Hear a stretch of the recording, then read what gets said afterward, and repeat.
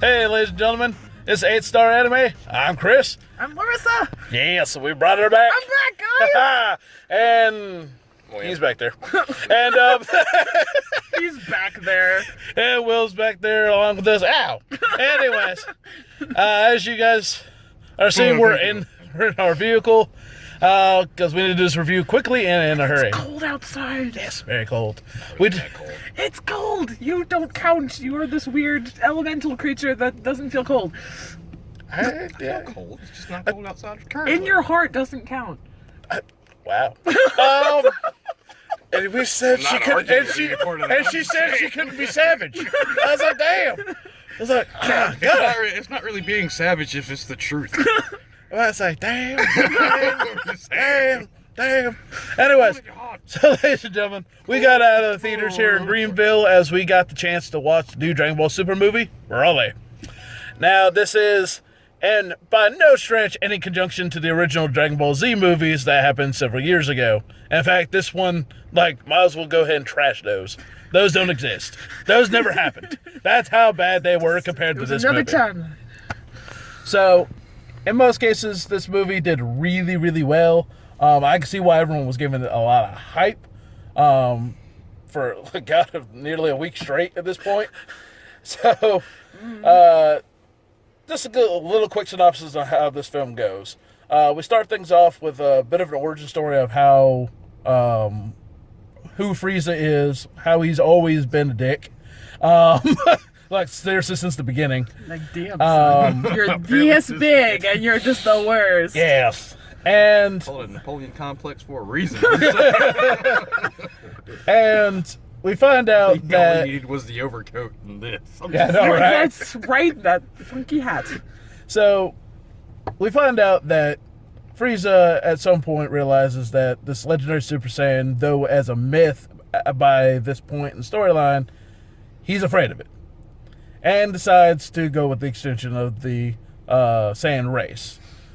Now, this does take place like many years, where we also get the story of Bardock in this movie, where we actually get to see Goku's father and mother, and Baby Raditz. It's so great. And Did you have a brother? who cares?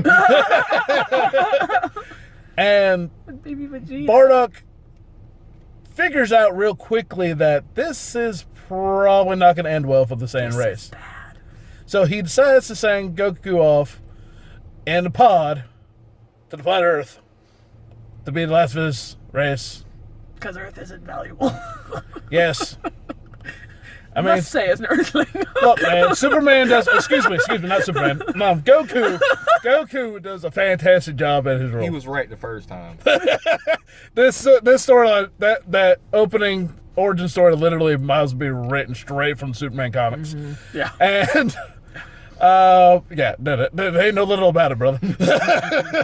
And so from there we get the actual destruction of the planet. But before that, we find out this is where Broly comes into play. He's a kid in a pod who's apparently in the same room as the Prince Vegeta. And the King Vegeta couldn't fathom why that was happening until the scientists had said, hey, his latent power is really, really high, maybe higher than the prince's. And the king decided the kid's got to go. And not necessarily through jealousy, though. Pretty sure it's jealousy. Yeah, he had This much jealousy and this much other reason. Yes. But apparently, but you see, the other reason actually was outweighed the jealousy part. Yes, Wade. But we'll get to that in a second. So, King Vegeta believed that. I'm sorry, did we not just watch the I same know, it's the same movie. when the shit. I'm just saying, when the shit hit the fan, motherfucker was right. But there's a reason the shit was thrown. The shit didn't have to be thrown in the first place. But here's how this goes. Yeah. King Vegeta decides to send Broly to an outsourced planet that's, pretty much almost uninhabitable. He basically said nothing's out there, no value. In Kansas. Yeah. And so when Broly's father finds out, he chases after him and decides that if King Vegeta doesn't want that massive power to help, rule the world, well, I'll just do it myself and get my revenge in the process. And of course, we skip ahead many eons later after the destruction. All his good father points in the first fourth of the movie. Yeah, that's about it. So we skip way ahead as we get this quick montage of what happens between Dragon Ball Z, and up to current events. And Goku and Vegeta are training and whatnot and doing their own thing until they find out, well, the Dragon Balls have been stolen from Bulma's lab. So now they have to go afterwards.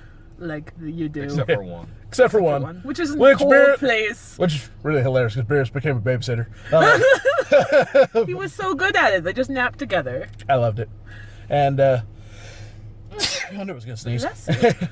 And, from there, they get there, but, of course, also, who else would show up but Frieza? So now we have all of our players assembled in a nice, remote, icy spot. Guess what happens? Well, Frieza brings along with him a new player to the game. Though he does have the Dragon Balls and would like to make his stupid wish, as it is, he also brings along Broly and his father Paragus, who was found in the remote regions with a great high power level and be a great asset to the Frieza Force. Except for one small problem. Very small. Broly Minuscule. can't really control his power once he goes... Technical. Yeah, can't really control his power once he kind of goes wild. He's a really wild animal, very Neanderthal-like, because that's the way he was raised to be. He had some form of manners, he can talk, but his father always kept him to where he would be able to control him to the bear way. Yes, feral would be a good word. And so Frieza wants a good show and says, have at him. So we get our one-on-one with Broly and Vegeta, which goes fairly well, because this is the first time we actually get to see Vegeta as Super Saiyan God. Not Super Saiyan God, just in his God form. And normally we've never seen that before in the series, not in Super, not in anything of that nature, so this is actually kind of cool. However, Broly is very adaptable, and we find that out real quick.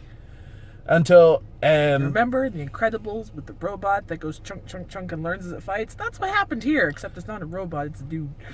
Yep, sounds about right. And, then when Goku decides to take a whack at it, he realizes that Broly really does not want to fight. He's just going wild because everyone's telling him that's all he knows, and people are telling him to do so. And, of course, that doesn't go well. Broly still breaks free, still fights some more. And at this point, Goku really cannot fight on his own. Vegeta and Goku actually tag team together to try and fight. It's great. Still doesn't get the job done. But it was great. And comes my next favorite moment. Frieza gets a crack at it. Unbeknownst to him. So... That's great. Sitting there the whole time waiting for this little chick to have something happen to him. Like he's just on the sidelines this whole time, being a dick. Yeah, pretty much, and we'll get to that soon. Now, at this point, while Frieza's fighting, getting his ass beat for about an hour, the two, Goku and Vegeta, decide to do the fusion dance. There's a reason Frieza gets his ass beat for an hour, which is important. For trying to do the fusion dance. They failed twice. The comedy ensuing on Vegeta's refusal to want to learn the fusion. Vegeta is my favorite. Awesome. Vegeta is so good. He does have refusal, but he eventually does do the dance. He gets guilted. He gets guilted into doing the stupid thing. But the problem is they failed twice, which is very reminiscent to their sons and Dragon Ball Z when they first tried it. So it just makes me laugh that they actually attempted at recreating a scene that took forever for their own kids to learn. Now, with that being said, this seems to be the ultimate form that would take down Broly. Broly literally at this point is on his last rope and literally about to die. Now, we're going to skip back a little bit. And there are two characters in this movie who I think were probably one of the best characters in this movie. Chile and Limo, I believe, are their character names. Yeah. And they have an idea of how to save Broly. Because they know Broly's not a fighter. Brawley shouldn't be fighting, doesn't need to be fighting, and shouldn't die because of his father's stupid actions. Mm-hmm. They decide, while everything's going on, to use the Dragon Balls. Like you do. And by doing so, they're able to save Brawley and send him back to his home planet before the final Kamehameha kicks off. They get about this close. Yeah, that close. Like, they made it barely to save him. Like, oh boy, he's gonna die. Okay, maybe not. With that being said, now Brawley's back on his home planet with his 2 new best friends, trying to survive. Go make friends with Ba again. You mean the one that's angry at him? I was like, yeah, maybe.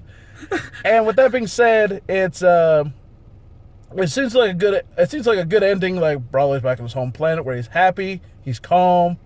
He has friends. He has now friends. And a sparring partner. Which is funny. A sparring partner, you say. Which is funny because... Not yet. Getting there. Now, Frieza really wants revenge on Earth. And knows that Brawley is that revenge. He doesn't really want revenge on Earth. He wants revenge on Goku. Goku and Vegeta. Vegeta. So. And he's vowed to one day use Brawley in his revenge. Once Brawley's domesticated.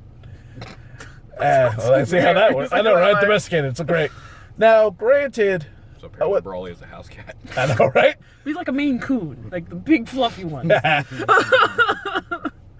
Goku decides to make a visit, which, to the surprise of Chile and Limo, who have no idea how he got there to begin with. And Goku decides to, hey, you have a friend of me and a rival. You don't need to go crazy. You don't need to go wild. We can always spar and do whatnot. But, here's some supplies.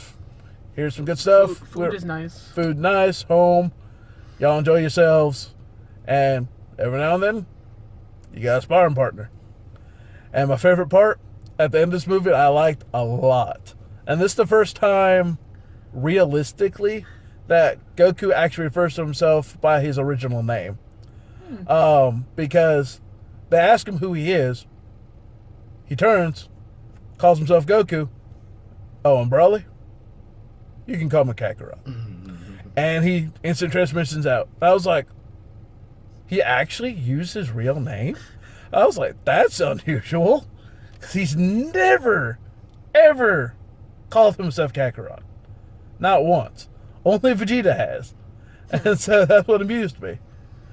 And this movie goes back and forth through a lot of animations. Like, you can tell the difference when they go from full CG to high regular computer animations. But it doesn't take away from the movie. Actually, it amplifies the movie because you get the full action of what Dragon Ball Super is about. The transitions weren't super jarring either. Like, it flowed really nicely from one style to the other. And I enjoyed every minute of it.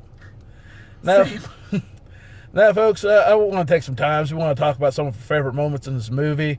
And, we are 8-star anime. We have made it awkward. I forgot the beginning part of this. Spoiler warning if you haven't seen it. But not my problem. I feel like if people are watching in our videos at this point, they know what they're in for. It's like it's a little too late to do the spoiler warning thing. You already gave away the entire plot of the movie before you said that. This is 8-star anime. It's always been awkward. Mm. You know this. Have me smack you. It's always been awkward. See? Hey. She knows. I've been enough of these videos. Okay, first of all, chances are if they haven't seen the Brawley movie and the first thing they see literally on 8-star anime is a picture from the movie that Mike Brown's going to post at the beginning of this thing, Might give it away. Might give it away that we're going to talk crap about this movie. So, with that being said, some highlights from the movie I thought were fantastic. To be honest, being able to see Vegeta as Super Saiyan, his God form, was really nice. Being able to, the fact that 2 characters who were not the most powerful or really the most charismatic characters of the film were actually the heroes, really, in the end of it.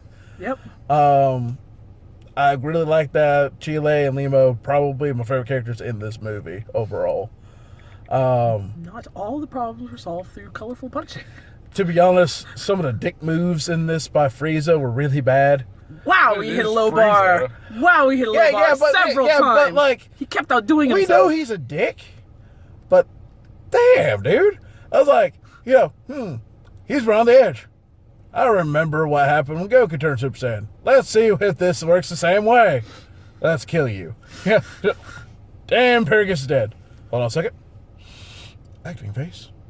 Oh my God, Paragus is dead. I was like, oh my God, he did not just do this to me. I was like, wow. I was like, all right. In my head, I'm thinking, you're going to get yours, asshole.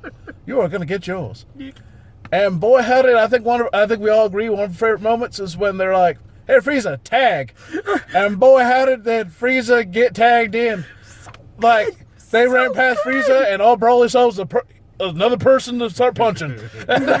He went to town. Frieza tried to put up, like, token objection. He's like, why you can't do this? I'm Frieza! That, to me, was one of the best parts of that movie. Some of the memes I've seen on Facebook now make sense.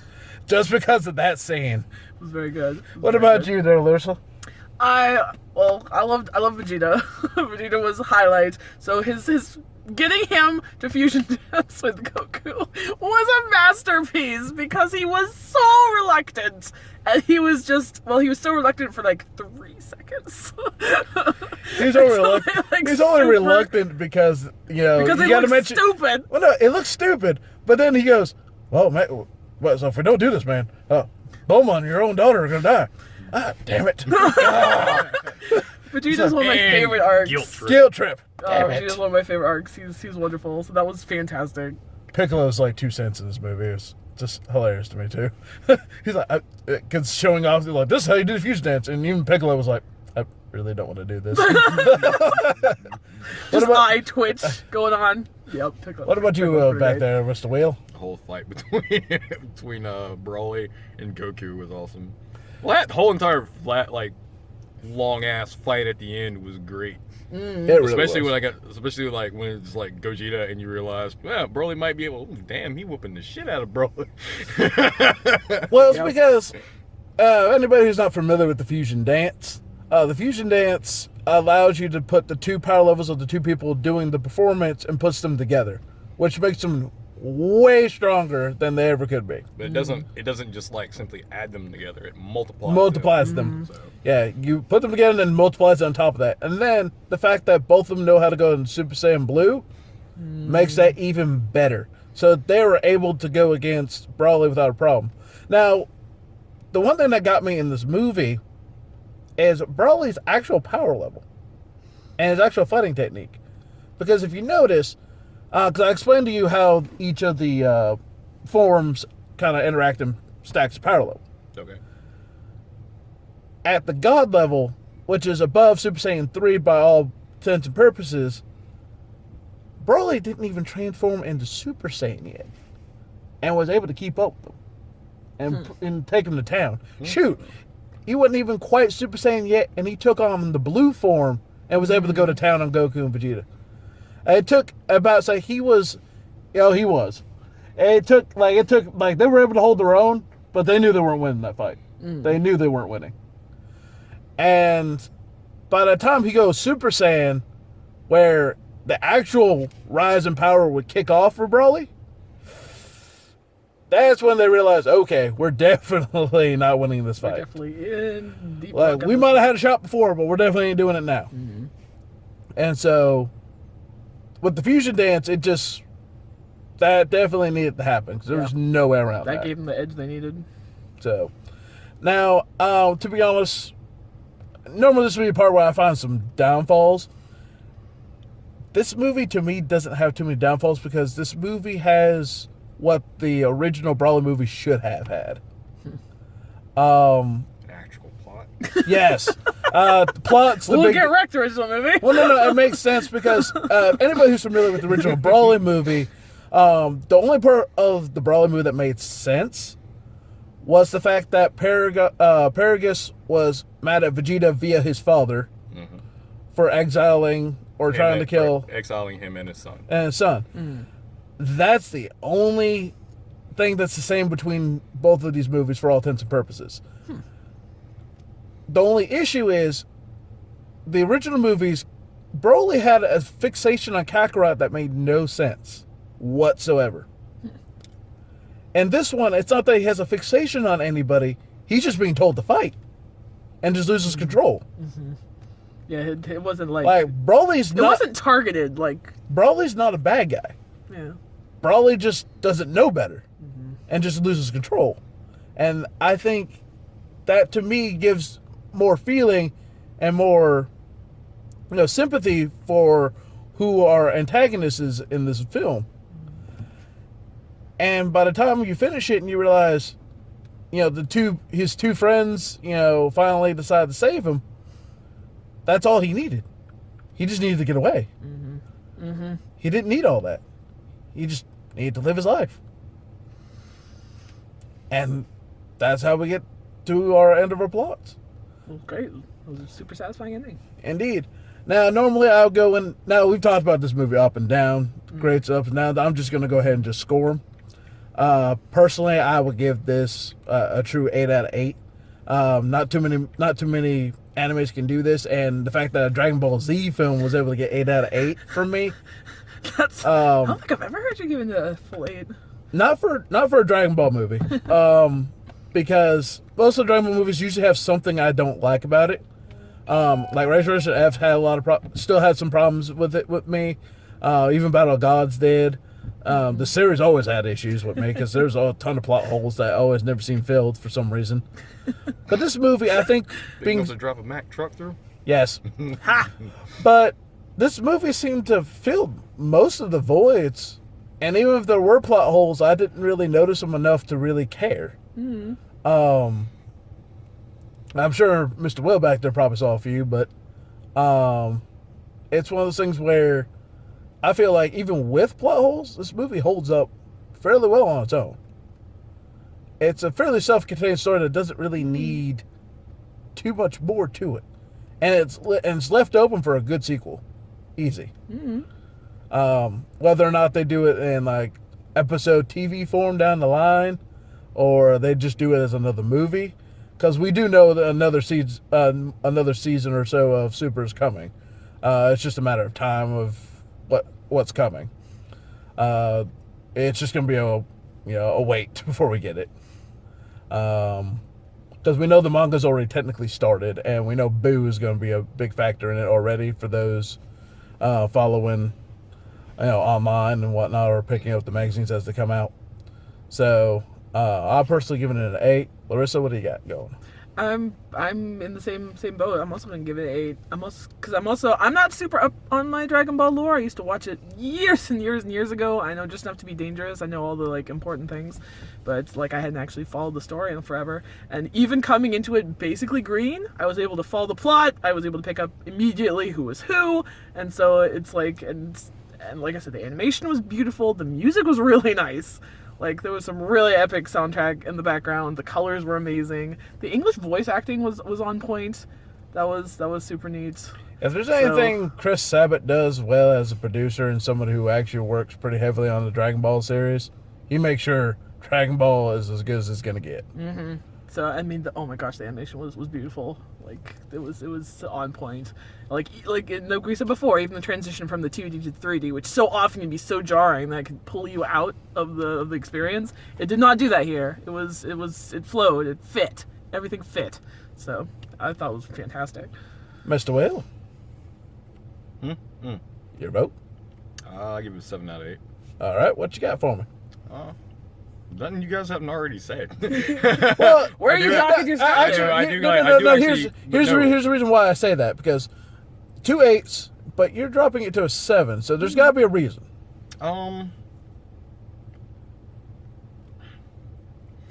Really didn't have to emphasize the fact that Frieza was the size of Frieza being a dick.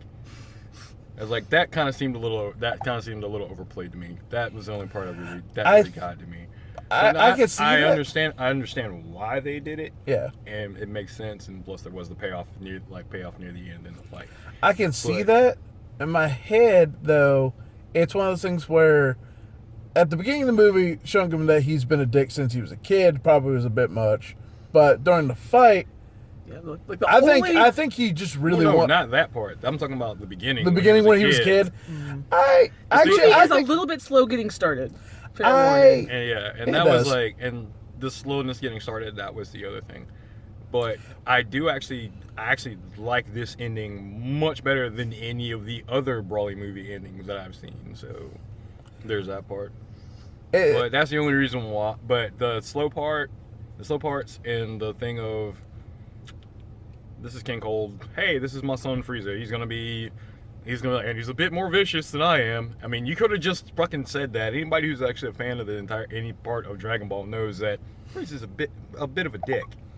So there's that part. So it's like, but I understand hammering it. I understand I understand hammering it, but hammering it home with the whole, when they redid the small little synopsis of Bardock and how actually he got him off the planet. How he got Goku off the planet. It's like, when you did it right there, that's like, yep, pretty much, yeah. He's always been that big of a cock. So there's that. Yeah. It's the way it was. He's definitely a character you love to hate. So, ladies and gentlemen, I will tell you right now, out of all the latest Dragon Ball movies they've done, from Battle of Gods to Resurrection F, and now Brawley, they've been hitting it on point. They've been doing a really good job and bringing people back into the Dragon Ball scene, especially for anybody who's been a fan of Dragon Ball. For anybody who may have not been quite a Dragon Ball fan, but may have found their way into Dragon Ball Super fairly well. And for those who are brand new to the series... I haven't seen any of Super, by the way. Huh? I haven't seen any of Super. Gotcha. But what I'm saying is, like, for anybody who's new and have only seen Super, or getting it from there, if they're a fan of that, this movie's right up their alley. It's fantastic. It just continues what you've already liked about what it is about Super. So... I say, you getting 2 thumbs up. I say keep them coming. Keep the stories rolling. But ladies and gentlemen, I think that's all the time we got, because a lot of us got bedtimes. So, Gotta go be real adults in the morning. It sucks. Unfortunately. So, ladies and gentlemen, it's not really good to be sitting in a parking lot when the cops roll by. I'm just saying. It'll be alright.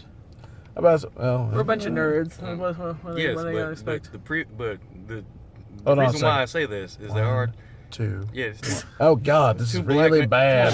Two black men in a car with a white woman. Even if she is laughing and everything and having a good time, I'm just saying they gonna be thinking something.